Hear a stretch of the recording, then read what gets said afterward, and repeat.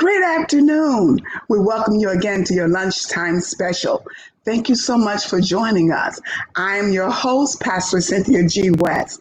Today, our discussion, education next. If you know any parent or someone that's on their way to college, it doesn't matter. Why don't you just tag them in, text them, and let them know education next. We trust we're going to give you some information and enlighten you about education. We are so excited.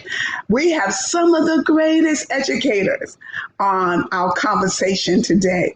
But before we go into that, we want to remind you, the viewers of the King's Pantry that's located on 30 Florence Street, if you would need any subsidies of food, anything that would enhance you in that capacity, please allow us the privilege, Monday through Friday from 10 to 1:30, allow us the privilege on 30 Florence Street to serve you. We are there just for you. We want to remind you again, yes, we do have 6 pantries, but only one during this pandemic is open, and that is 30 Florence Street. Please go. Please go. We are waiting on you there. Well, thank you for joining us in our lunchtime conversation with all of these top educators. Now, if you wish to ask the question, we're going to ask you to place it in the comment section, and then we're going to read it to our conversationalist, and we trust we'll give you the answer. Nelson Mandela says this: education is the most powerful weapon which you can use to change the world. And that's what we want to do. We want to change the world. So don't let me speak by myself. Let me introduce to you our conversationalist. The first one, dynamic person, dynamic personality, outrageous. She's Dr. Ophelia Rowe Allen. Now, she is an activist concerning youth and their education. For if you are a young person going or attending college, she's the one you're going to need to know. And so listen to that name. And if you have a person attending school, call her. She's so loving. She won't find it a problem at all right? Let me tell you a little about her, though. Dr. Allen is the Dean of Students and Chief Student Affairs Officer at the University of New Haven. Previously, she worked at Fairfield University as the Associate Dean of Assessment, Associate Dean and Director of Resident Life, and the Director of Student Diversity and Multicultural Affairs. She has led many key initiatives, such as the developing of the residential living and learning program, including the sophomore residential college at Fairfield University. You're just as excited, I can tell, to meet Dr. Allen. Dr. Allen, how are you? Good afternoon, Pastor. How are you doing? Oh, I'm excited to have you. That's all. I am so excited. I know our viewers, we're going to learn so much from you. Thank you so much. But could you just tell us a little bit about yourself? Well, I have been in student affairs for more than 13 years. The largest part of my work has been at Fairfield University. I do have a counseling background, so mental health, starting from my bachelor's in psychology to mental health counseling, and also my doctorate in counselor education and supervision. So as you can see, that my focus is on development, both the emotional development of students, their social development, and their academic development. And I have just started, this is day 2, my new position at the University of New Haven. We wish you the best. We know you're going to be tremendous. Thank you so much. Thank you. Our next conversationalist. Now, this person is passionate about the success of young people also. Mrs. Lucky is the principal of the Achievement First Bridgeport Academy Elementary School. Originally from Queens, New York, we stole her. Mrs. Samantha Lucky began her teaching career in Newark, New Jersey at Uncommon Schools North Star Academy.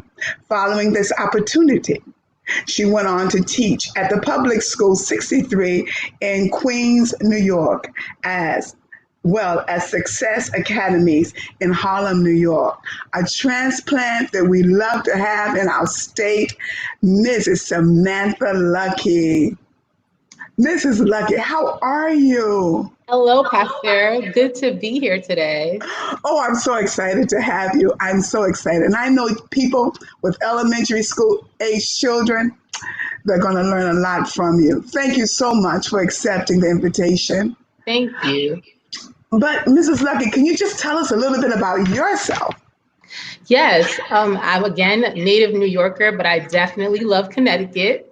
I have done a lot of my career in charter schools, including my current school where I served as the dean of students, and now I am honored to be the principal going into my second year.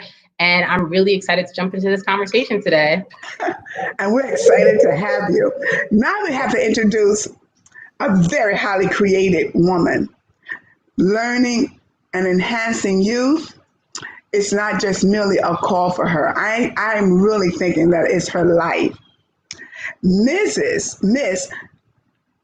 Micaiah Stovall. Mrs. Stovall, Miss Stovall, how are you?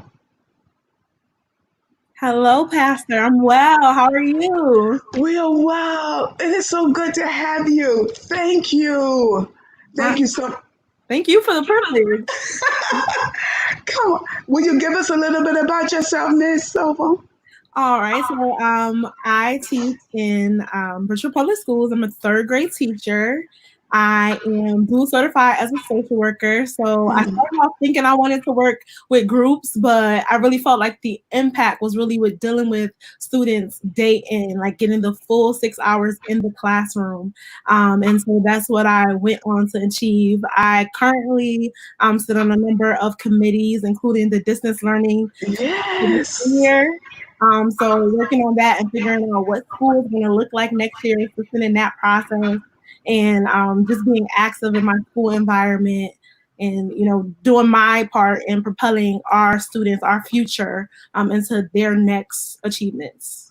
Thank you so much. I didn't even get a chance to read your bio, but Mrs. Stovall is a dual certified K through 6 educator and school social worker. And that alone, oh my goodness, we are so excited because you also can tell us from all ends how this whole puzzle have the potential of coming together. So we're grateful to have you. Forgive me for not reading your whole bio. Forgive me. I guess I was excited. I am so excited. So excited. Thank you so much. Thank you so much. We look forward. Mr. Zayvon Billups is our next conversationalist, making and causing others to make strides in their education. Mr. Billups was born and raised in Bridgeport. He grew up 12 minutes down the road from his alma mater, what he would denote as an entirely different world in the fall of 2014. Now a graduate of Fairfield University, Mr. Billups holds a degree in politics and a minor in, oh, you're going to love this, Black Studies and Philosophy. Aren't you already excited? He's also 2018 recipient of the Saint, say it again, Ignatius. I've been practicing on that. No matter how many people I meet from Fairfield, I always get caught with it, that Ignatius word, Loyal Medal, which is the highest student achievement honor for Fairfield University. We're excited to have him, Mr. Zayvon Billups. It's good to be here, Pat. Thank you. And forgive me for my mess up on yours. So many people I've met from Fairfield U, that Ignatius word, no matter how much I study it, I think it intimidates me to say Ignatius. It gets me too, believe it or not. This morning I got up looking at the word, Cynthia, don't mess up this one word. And what did I do? I messed up that one word. But we're grateful to have you. And thank you for being so kind about things. Yeah, no problem. Tell us a little bit about yourself, Mr. Billups. So my name is Zayvon Billups, born and raised in Bridgeport, Connecticut, one of the greatest places in the world. I'm currently now teaching. For me, teaching is a culminating experience for two reasons. I had teachers who cared about me beyond the classroom, made sure I had something to eat, made sure I had a place to stay. And Wonderful. teaching allows me to sow that same seed that was sowed in me. But the second is that it's an integrative experience. I grew up in a predominantly Black and brown community, went to school at a predominantly white institution, and now I teach at a very mixed school, where it's essentially 50-50 white students and students of color. Thank you so much. This is going to be so exciting. Thank you for joining us. Thank you. Our next conversationalist is going to be Mr. John Brown IV. This conversationalist has a passion for youth and their success, seeking to create a baseline of character and integrity. Now, John Brown is a fifth-year English teacher at Capital Prep Schools in Bridgeport, where he's currently teaching social justice. He is committed to student success inside the classroom. A graduate of Western Connecticut State University, Mr. Brown carries a BA in English Literature. Mr. Brown, thank you so much. Thank you for joining us. Privilege, Apostle. Thank you for being here, for letting me be here. It is so wonderful. Will you tell us a little bit about yourself? Yes, ma'am. I was born and raised in New Haven, graduated from Western Connecticut State. I started teaching, well, tutoring with the Title I tutor program in New Haven. And then through connections through that program, I got into my job with Capital Prep. And I've been teaching English for the last 5 years. And this coming year, my first year in social justice. So I'm looking forward to the transition. Thank you. Thank you so much. I'm looking forward to hearing you speak. I know, especially if you have a young guy that's either in high school and maybe in grammar, you want to hear this young gentleman talk because he does a great job with those guys, okay? So I'm excited, looking forward to all of this. To all of my panelists, thank you so much. Thank you so much. We want to have this big conversation about education. Now, education is such a broad and vast term. So what we've done so that everyone will understand, we're using the term for education to develop the mental, moral, or social capabilities, especially by schooling or instructions. So then, when we talk this afternoon, we are talking about the act of the process of educating. Certainly, we're living in unprecedented times. Every institution has been affected, including education. This pandemic has left a lot of things changed. So here we are. Like every other system, the education system was troubled before COVID-19. As educators, to any of my conversationalists, as educators, where do you believe education is standing now? To any of my panelists. I'll jump in. I would just say right now, as you said, Pastor, we were already in a very interesting spot as educators, working to not just academically make sure scholars are advancing, students are advancing, but also socially. And now with this pandemic, we stand in a place of how do we make sure that they're not just getting academics, but more than ever, they're feeling socially and emotionally okay with all the trauma that is being ensued from being at home for so many months on end. That's very true. Anyone else want to jump in on that one? Yeah. I would also want to add in terms of when it comes on to not just the social and academic development, but when we look at the population of students and our underrepresented students, first generation students, and the struggles that they were having before this pandemic and what they will be having now in terms of how they finish off their education. What are some of the things that they can do? They have trauma, right? And we have heard in the news in terms of what is going on in terms of COVID, who is getting tested, who is not getting tested. And so for that population, what the equity and the inclusion at from a university level that we were struggling with, now it is probably twofold. It is going to be it's going to be harder on those students to adjust because of the accommodations probably they have home is not conducive for learning. I agree so much on that. also, where we are right now, are you sure, and how can you be sure that especially our elementary students, that they're really learning what they're supposed to be learning, sitting at the kitchen table, the living room couch, or even in bed? How do we know for sure? The truth is that we don't. We are at a state of uncertainty in that area.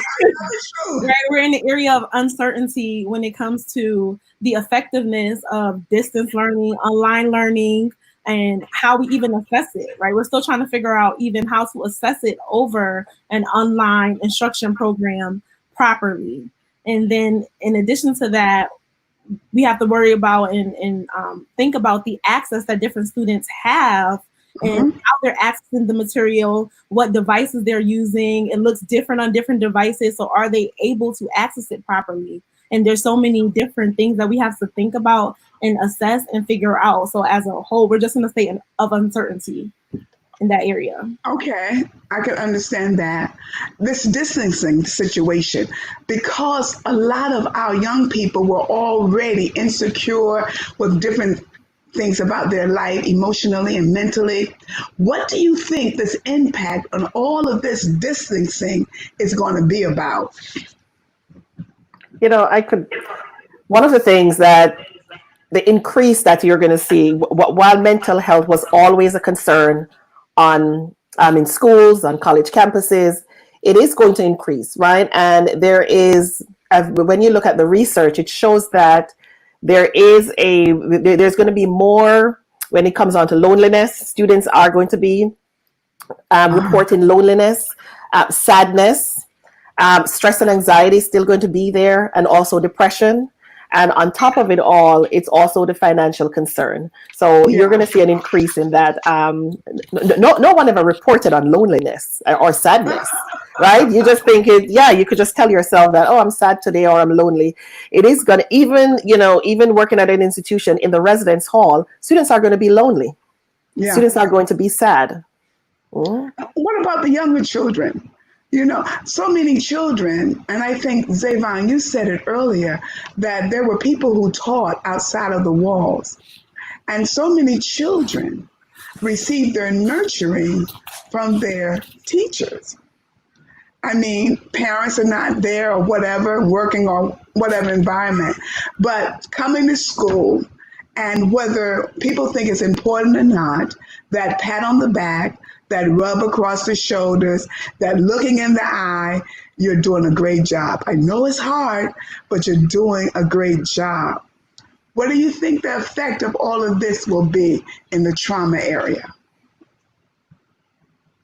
I truly believe for especially our elementary school students, the trauma of, as you said, Pastor, not being affirmed is something we really have to navigate. We have to find a way to, through social distancing, and even through, if we are going back with masks, figure out a way to still affirm and still build up our students. I think that even before this, building relationships was so important, but now more than ever, we're going to have to figure out different ways, because the impact is that if not, as you said, Ophelia, students are going to start feeling even more alone and even more as if they don't have a place to go, because physically they may not.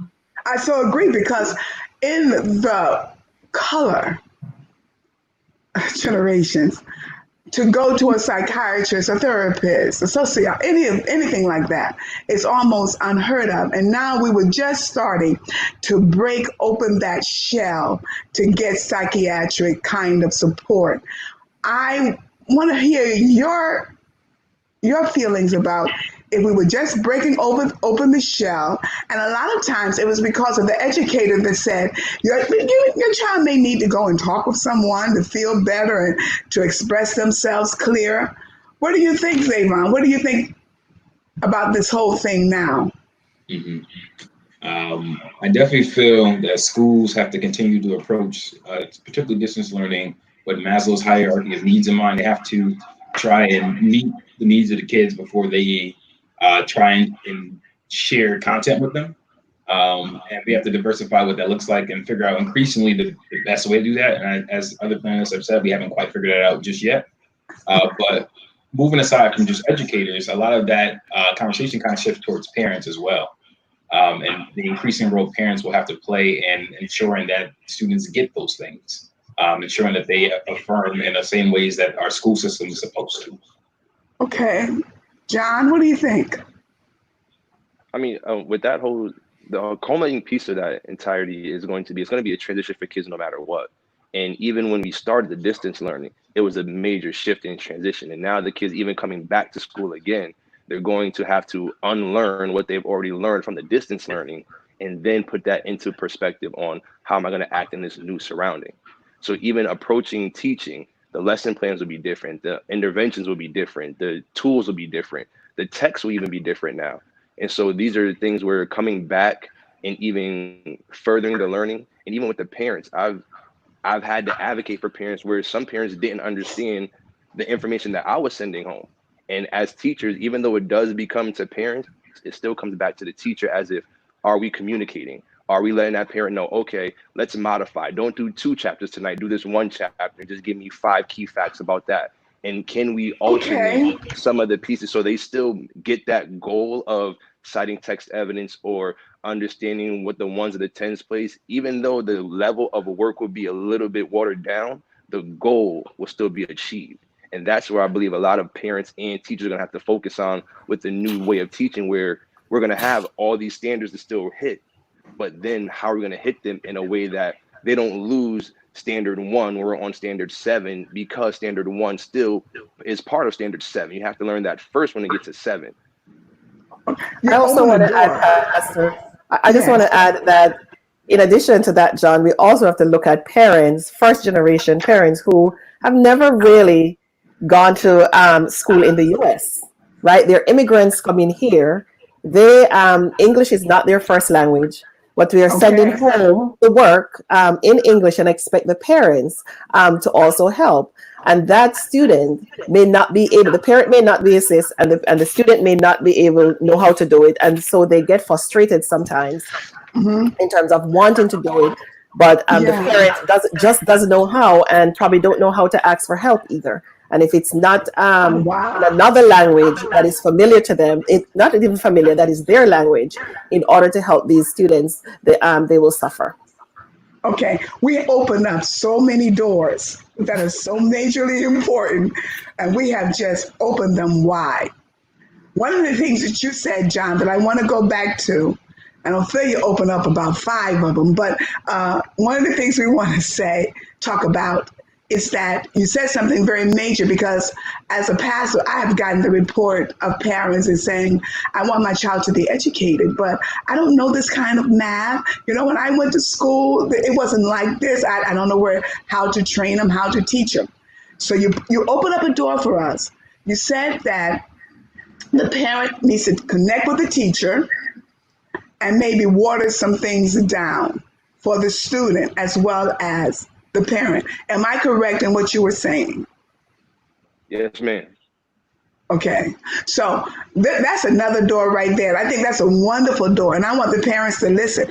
You have the right to call and say, I don't know it, the child doesn't know it, so we're going to be learning it together. Can we back it up a little bit and let's start afresh? So parents, that's excellent for you right there.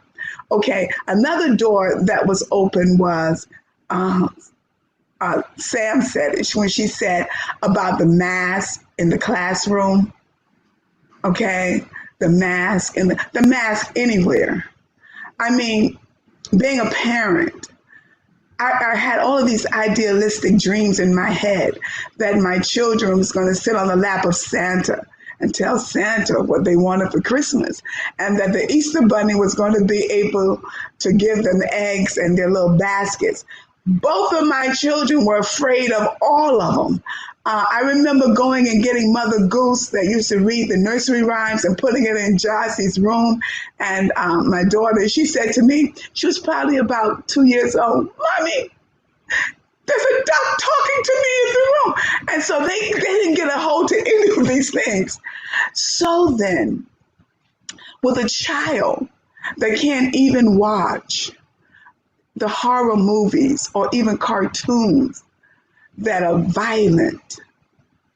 Where are we going to put them? With everybody with a mask on, including his caretaker, because a teacher does become not only an educator, but a caretaker for that child, especially these that are coming into kindergarten and pre-K. Have we thought this thing out of how we can make this mask and all more acceptable, not as frightening? Because I still don't like wearing them, even though I do. What's your take on it? I had a parent give a great suggestion of, is there a way we can do a video tour of the school and what's to come for kids, specifically kindergarten, before they come, so they know what's to come? And I definitely want to steal that. And then I would say, I mean, I've been told— all instructors still, nobody will ever know where you got it from. Still, okay. And then I would say, I've been told that there are masks now that have the clear where the mouth is. And I'm really big on the smile, the like affirmations, the thumbs up. And so I don't know if maybe I do know. I think that's an option. I also think about, I mean, if we give kids the opportunity, although the context of it isn't great, making it into some sort of fun tool for them where they will have creativity with what their mask looks like. But I definitely think it's going to take us as educators talking about it with parents and helping parents to talk about it with kids. In March, we were like jammed into distance learning. We didn't really have the time to do that. But I know my head is in a place of how many trainings can we do to support parents to help them in supporting their kids at home before they come back? Yeah. How about you, Markia? You're in the same elementary grouping here. What about you? So I think it's all about the resources, and as an educator, finding out like maybe, well, there are like different decorated masks, the different characters that they like that they can wear. However, I didn't even know that. If you rely on the school district, you're going to get the medical looking surgical mask, because that's what they're going to provide because of the cost. But if you bring your own, just talking to parents like, hey, you know, I saw at this store they have masks and this is the cost. You can go there to get your kid a mask that's kind of more fun and not as scary, and kind of make it a thing, or even coming up with a theme as a classroom. Like, okay, on my class list, I want everybody in my class to go get, you know, a red one. It's going to be our color this year. We're going to wear a red mask. So just being creative and trying to figure out how to make it a community-based thing and how it's benefiting everybody in society, and also having that conversation. You know, I would also add, Pastor, you know, knowledge is power. And I don't think you're too young to learn. So in addition to the mask, I would try to educate our students as to what's the reason for wearing this mask. Because when you set the context, you have to have the context before the content. And when you set the context as to why you're doing this, what is your why behind this, that will help. Because, and then you break it down for parents, for them to help their children, you know, as to why are we wearing this? What's the purpose? What's the purpose behind it? What is COVID? Educate them in a way that they can understand it, because then they will also hold their peers accountable. You'd be surprised to see them in the classroom that if they don't have it on, they're going to ask the next, why don't you have on your mask? It is important for you to wear it.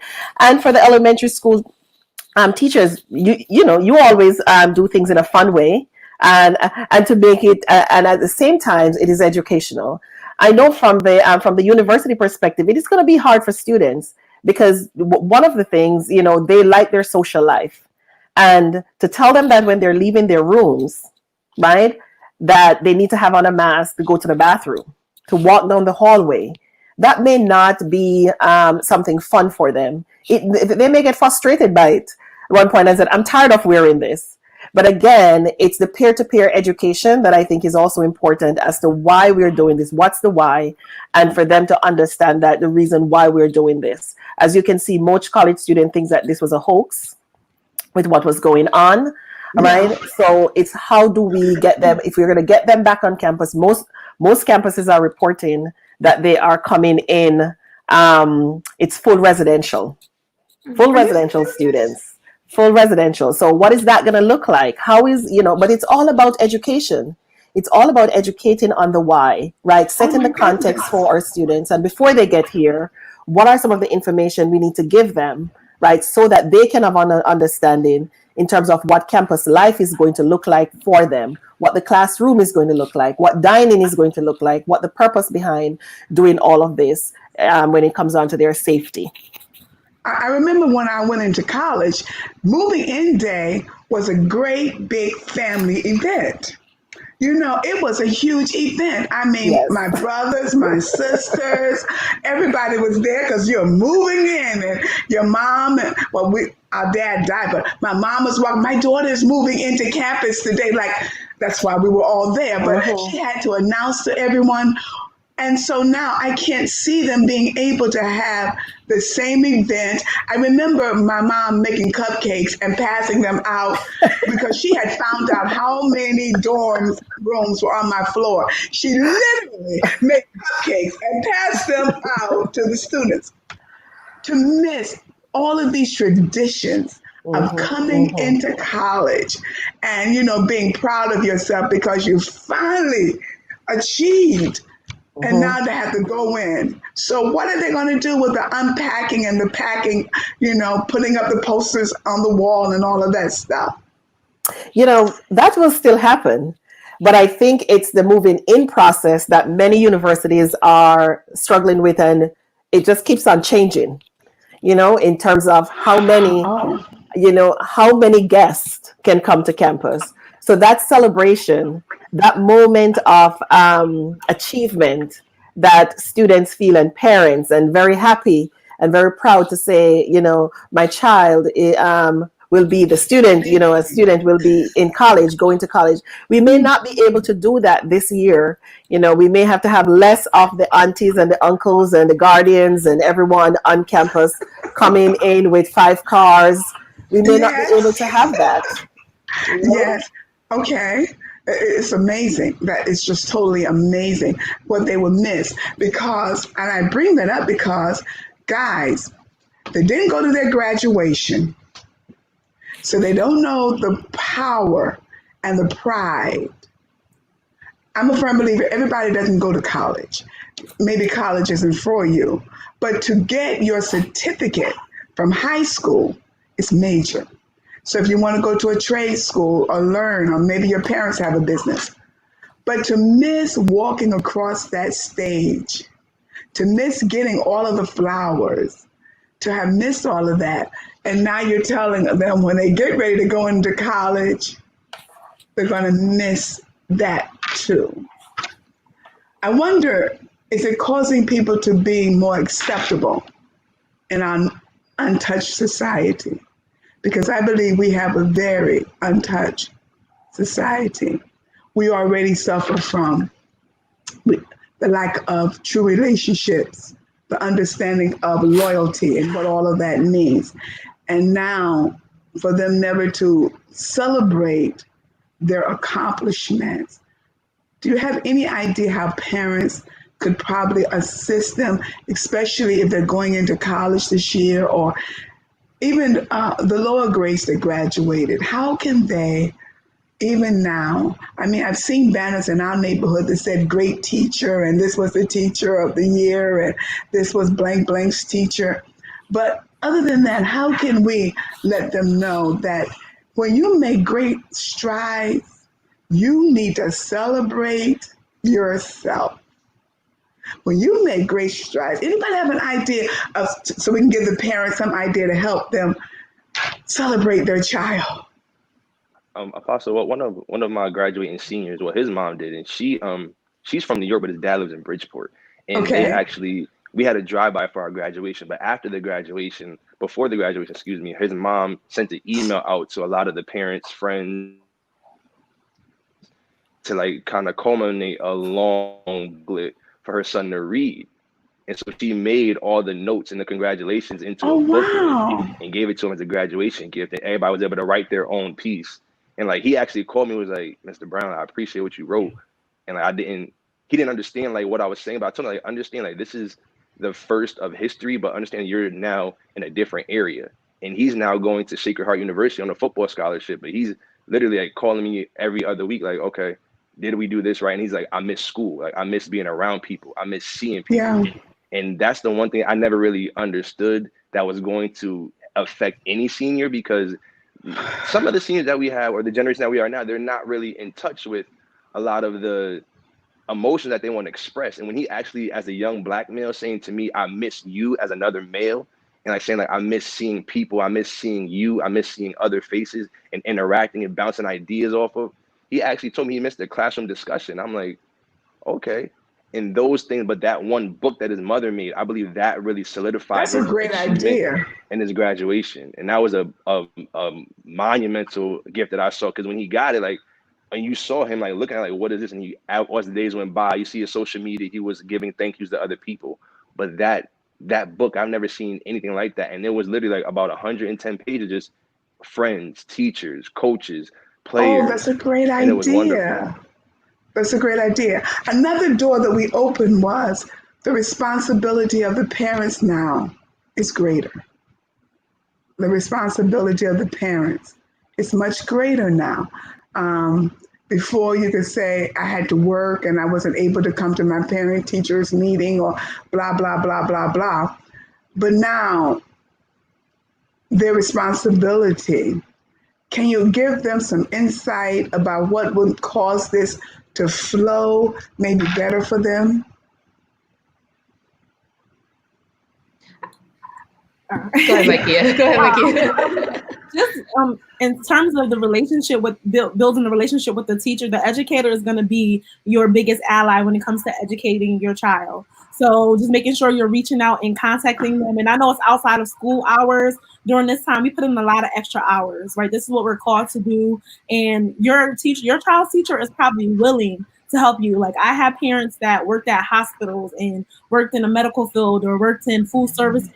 And they're like, I can't get there at 3:00. My child, I'm not going to help them at 9 a.m. Is there any other way they can do the work? Is there another time I could talk to you? And it's like, okay, this is outside of my contract, but yes, we can talk at 8:00.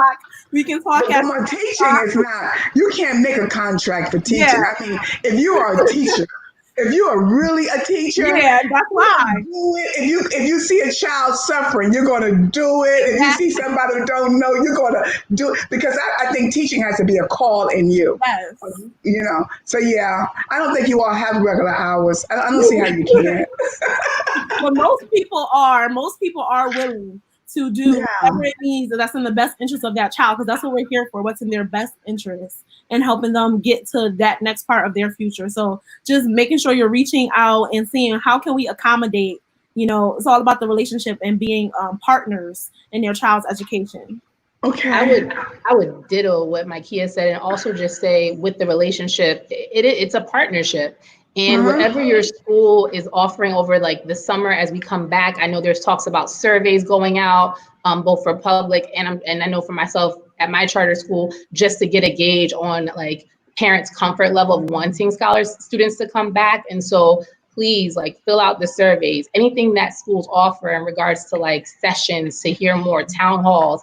As best as you can, attend those and engage. We need more than ever to hear your voice. And I know for my school, one of the things that I'm working on in my leadership is continuing our parent partnership, because your students aren't with us for 10 hours, 9 hours anymore. They spend more time now with you. And so we need to make sure we hear your voice.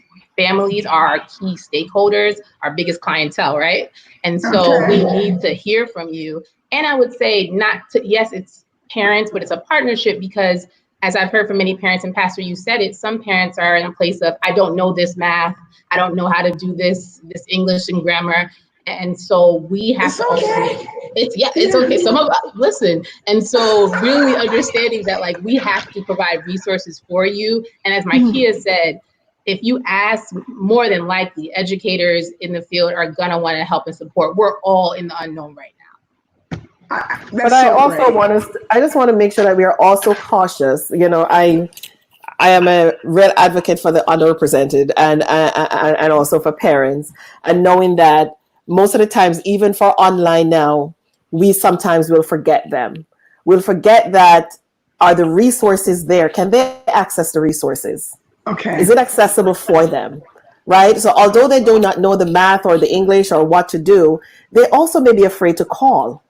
right? They may be afraid to call, to reach out because of the embarrassment and the shame, right? They don't want to do that. So how is it that we can meet them where they're at, right? Excellent. And to let them know that we're here for them, because their children will not be able to do it, right? Okay. But we as educators can do it, right? We can reach out, we can meet them where they're at, in order to help them to build up. We cannot expect them to just go up to the level where we want them to be. Sometimes we will have to start from the bottom up, right? And top down. I believe that. And that brings us right into one of the doors you open. You open the door of immigration. You open the door. And it used to be a time, and it probably still is, that Spanish was the second language. But now, America, we have drawn in so many immigrants, so many that speak different languages and have not caught on to the English yet. So if you have a child in grammar school or even college and you don't know the language, how do you work that? How do you work when the parent doesn't know the language? And you don't know whether the child is telling the parent what you're saying. You know, you don't. I believe. What did you say, Javon? No, I was saying that there's a dependency upon the school network in itself as well, for that to kind of alleviate that miscommunication. For example, our school network, we have an app called Parent Square, where in Parent Square, all of my messages that I send out to all my students and my parents, whether they're Spanish or English, once they set up their account, it automatically translates every message I send to Spanish for that parent. Excellent. And I've now even had it where we've had to actually see, I'm not sure if there's a French one, but I believe we have one student who is French and who parent doesn't speak well English. And she's used Parent Square to communicate through myself. I'm an advisor, I don't teach the student, but we've had small conversations where I've understood what she said, but then once the transition came through, there was a much happier sense of the conversation between her and us. Because there was a sense of, we actually went outside of our way to company. Okay, we lost John. All right. Let's go back into this immigration and this visa situation that they're talking about. Could you explain that? They even protested about it yesterday here in Bridgeport. Yeah, you know, what is happening is that the government has put forth that for international students, if universities are going directly or fully online, then our international students will not be able to be here in the US. They will need to go home. So unless there is in-person class, that's the only way they can remain in the US. If they do remain in the US, they will likely get deported. So that's the bottom line, the gist of it for students. It is very hard because, especially for students who are graduating, their optical practical training, which we call OPT, they probably will miss out on that experience that they have 1 year in the US to do. So it's a lot, but also schools. We welcome the diversity. We welcome the diversity, our international students being here. We learn from them, they learn from us. So it's a good mixture when we have our international students here with us learning in the classroom. Okay.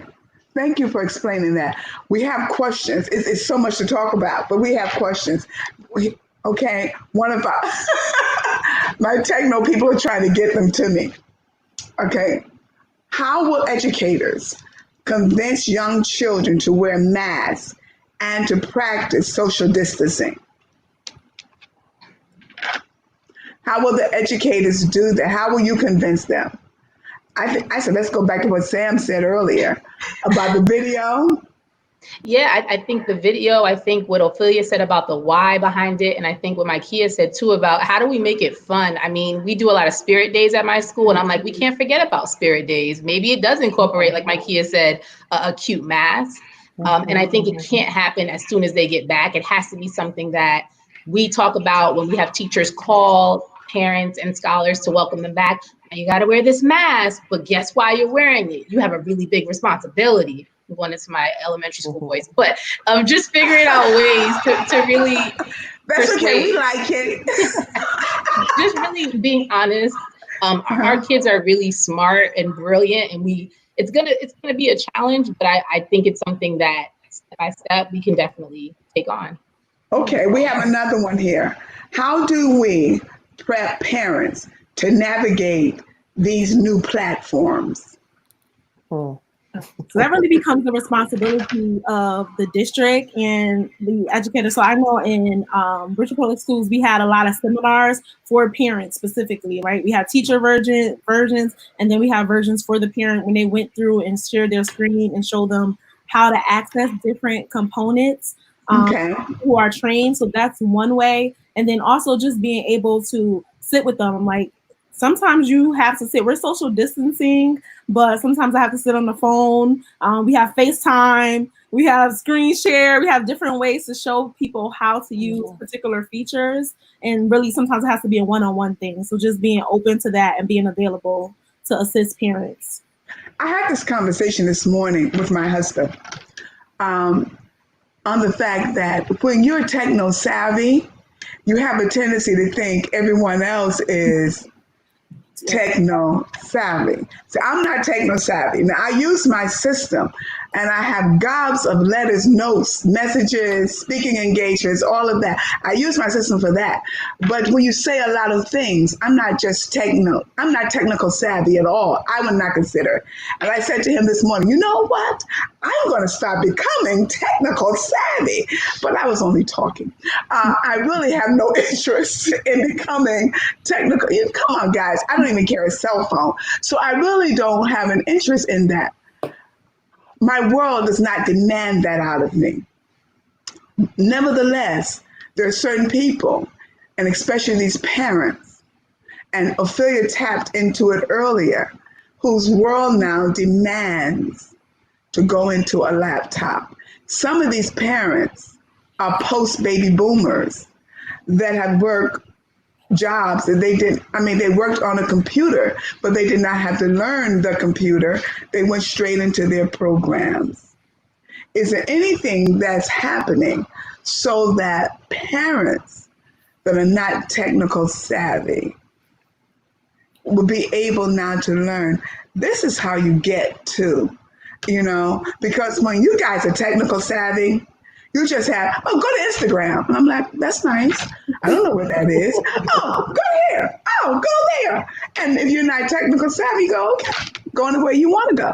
But because you know you can't and don't know how to do it. Are you all tracking me? Yes. So how are you working with parents that can say to you, the truth of the matter is, maybe they got a system in their home now because of the school. Maybe they have a Chromebook, but it's because of the school. And they haven't even tried. And we have parents that admire their children for what they can do on it. And all children don't want to teach their parents everything. Do you understand? They don't want to teach them everything. So how can we help those parents who are not technical savvy? What I personally did is I made a video. So for parents, like literally, this is the screen. This is the button you click here. So this opens up this. This is the screen. Excellent. Here are the windows you're gonna see. Click on this. This is how you log in. I made a video and I was able to download the video and I can send it either through email or send the link and parents can click on it on their cell phone to watch it. So that's how I address that situation in my classroom. Brilliant. Absolutely a brilliant idea. What were you going to say, John? I mean, I believe I'm teaching in high school. So with high school, it's a little more of the parents need to now be more gung-ho on following the progress of the student and seeing and following the Parent Square or the app that we use to document all the grading system. I've had parents who never logged in and I've had to use Zoom or FaceTime through their student and actually go in and watch my computer and mirror my computer and show them where to click, which is the same thing that Ms. Maikia said.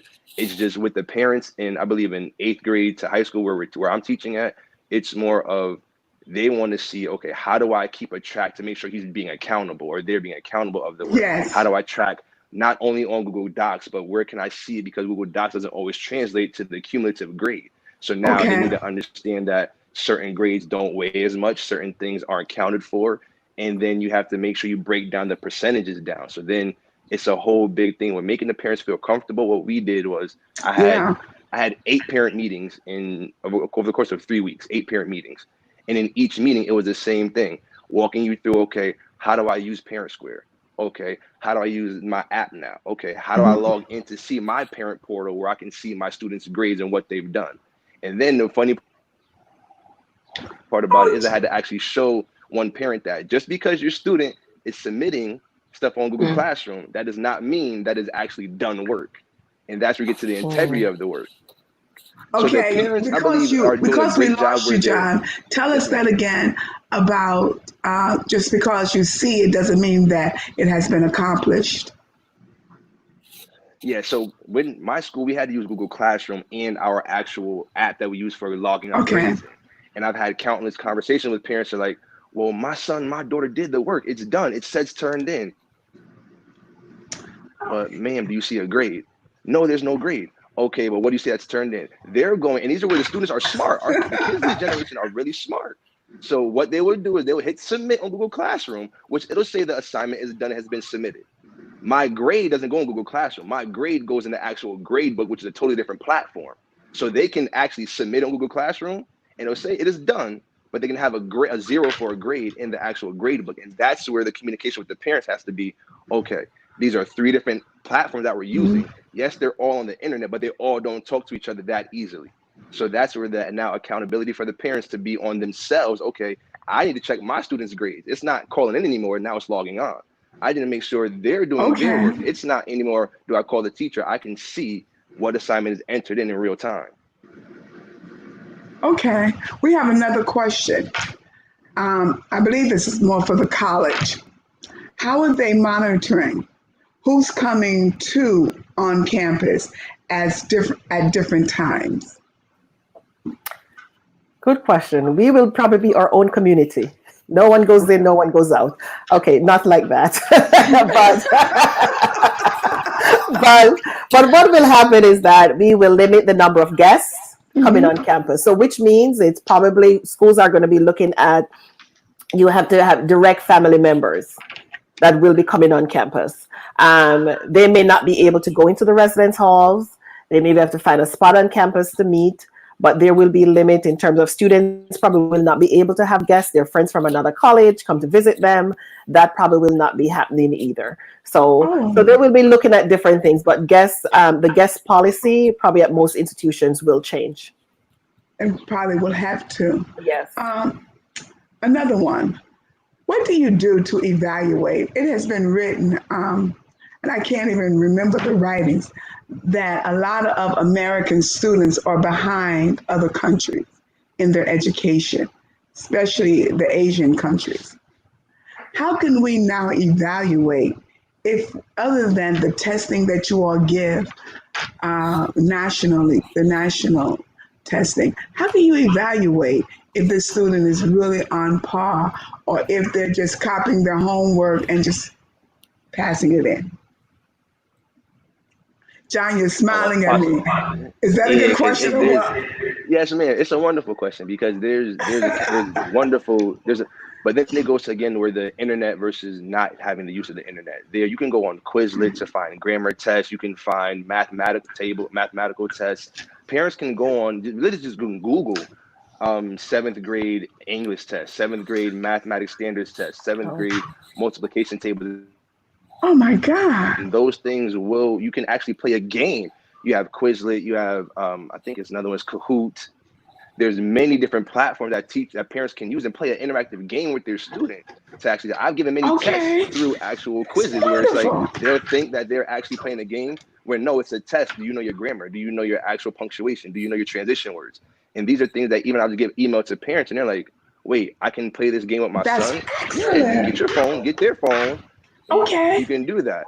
And then there's also, if anyone wants to be more rigorous, there's also, I believe, there's news. Some people say News Ella, but there's News ELA. There's many different platforms that you can go to. You can even get To Kill a Mockingbird on a shortened piece and have a 5-question test and an essay for a parent to give to a student. there's a whole bunch of different mechanisms that we can use to keep our children apart. It's just the fact of I wasn't privy to any of these until I became a teacher, so I wouldn't expect any parent to know about any of these things before they start talking to their teachers. Okay. Parents, please listen. Start talking to your teacher. Here is the situation, though. You guys are dedicated to this. How would a parent approach an educator that does not have the same dedication or concern about the students? Because some people are going to say to them, don't call me past hours, okay? How would a parent approach that? What are some ideas? Come on, guys. I think it depends, right? I do think that in the field we're in, we do have a lot of educators that are also parents, and they're dealing with this whole unknown themselves. However, I do think education, as we've been talking, is transforming. And so if you feel as if you're not getting the support you need from your teacher, I know parents, I don't know if I'm shooting myself in the foot for saying this, right? But like, speak to your principal, because at the end of the day, someone along the line does have to provide what our parents need. And maybe, again, it's a partnership. And so maybe certain teachers aren't able to do it outside of their contracted hours, but there's always a way. We just have to find it. And I think that's the piece that we don't always go to. Thank you. Thank you for being so honest about that, because people need to know, okay, I can contact this person because this is not fair. This is not right. This is not right at all. Okay, thank you. We're almost closing down, but there's so much to ask you. Guys, you're going to have to come back because we're getting questions and there's so much to talk about. Because people love their children and they want to know, what can I do? This whole thing is so scary. This is unprecedented. All of this is just unprecedented. So the child is on the laptop to do their homework. Couple of hours. Is it 3 or 4 hours? How many hours does a child normally have to stay on for their schooling, for their education? Well, it depends on what grade they're in. Okay. My school, we had 7 hours. Your children have 7 hours. Lower classrooms, pre-K, second, third, fourth grade. Where are they at? So 2 to 3, depends. Yeah. Okay. Now, this is the same child that lives on the system. I've seen children live. I've seen children eat their dinner and their families are right there, but the child is glued. I didn't have the right to say, you need to turn that off and talk to that child while they're eating. Maybe that would be a better way, but they're glued. What do we do to give these eyes a break? Because even myself, I'm on the system probably about, everybody's laughing, probably about 16, 17 hours a day. I'm doing something up here, and I can tell it in my eyes. So what happens to the child's eyes? What happens to the fact that they're constantly staring? And when you're doing certain things, you can become so engaged, you don't know that it has even drawn you in because your body language goes right into the screen to make sure you see. Are there some suggestions before we get off the air you can give to the parents?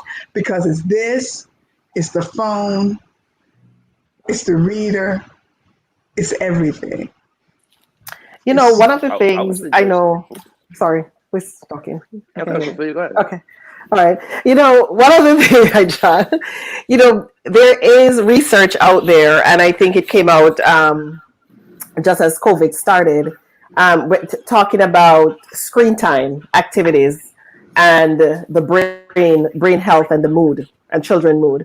So one of the things, they call it actually digital dinging. And what they're saying is that too much screen time can affect the students' mood and also their health, their brain health. So when for classes, once they're finished, it is good for for the younger children to go outside, play with things outside with their hands, do things, in order to get off the screen, is not to move from one activity and finish with school and then let me go and do the video games, Yes. right? They need to Right. remove them completely from the screen and be very intentional and deliberate when they're doing that in order to help them with their mood. Because once they finish, so say they go back into the classroom, it will affect them. That energy that they have gotten from the screen is no longer there. Yeah. So that could affect how they learn, going back into All the right. classroom to readjust. And then our Generation Zs. These guys sleep with their phones. Do you guys sleep with your? Okay, never mind. These guys sleep. I mean, I'm online with them every Monday. I'm online with Generation Z and Y every Monday with life lessons and life choices. And mine is from 19 up. But I'm so amazed that people go to sleep with their cell phone, unless it's charging, it's in their hand. So they can go from one tool to another tool. And I guess I'm saying this because what I'm seeing is a loss of intimacy, conversation, and trust. And just a little bit of character also. So if you had anything to say to them, because a lot of them, even in my group, a lot of them want to become entrepreneurs, and we're all setting up all of these businesses and things of that sort. And so we're working on all of these crazy things with them.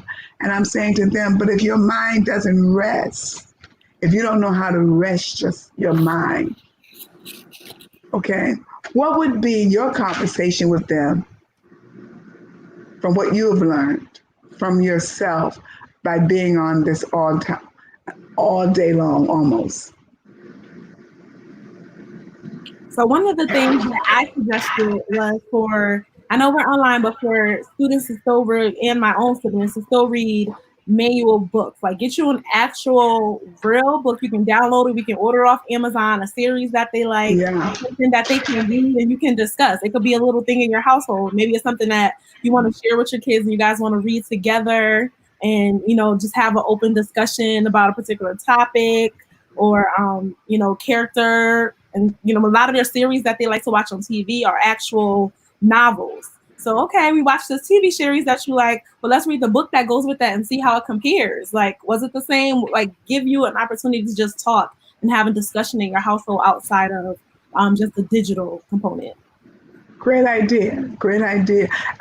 Being a reader, the Kindle is one thing, but holding a book in your hand is a totally different thing. And I love writing in them. So those things, it makes a great difference. Well, we really are past the time that I normally go, guys. I'm going to be talking about you coming back, and let's form this conversation again, especially for the parents and especially for the young people. Wouldn't you agree that it would probably be good if we could do this one more time? Definitely. You think so? Thumbs up? Thumbs up, definitely. Thank you so much. You're the greatest. You have been the greatest. Thank you. Thank you so much for joining us this afternoon. Well, if you've been a part of our panel of our guest this afternoon, we are so grateful. This was just awesome. If we didn't answer your questions, tune back in to when we're going to get these educators back. Trust me, we will work to answer your questions. You've gotten a lot of information on what to do with that person that's attending school. And you may be the one attending. Even though we're living in such unprecedented times, there is an answer for you. There is a way for you. And there is a method for you. So don't be discouraged. Please don't be discouraged. And if you don't know, then go to this website and give us your question. We'll work to give it to a person that can help you or assist you in whatever you're doing. Well, have a wonderful afternoon. It was a great time chatting with you. Talk to you again.